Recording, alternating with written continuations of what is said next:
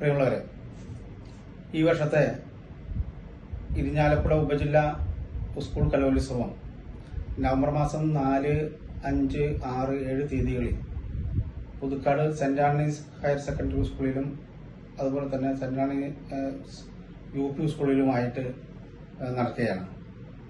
ഈ അവസരത്തിൽ 7000-ഓളം വിദ്യാർത്ഥികൾ പങ്കെടുക്കുന്ന വലിയ ഒരു കലോത്സവമാണ് ഇവിടെ നടത്തപ്പെടുന്നത്.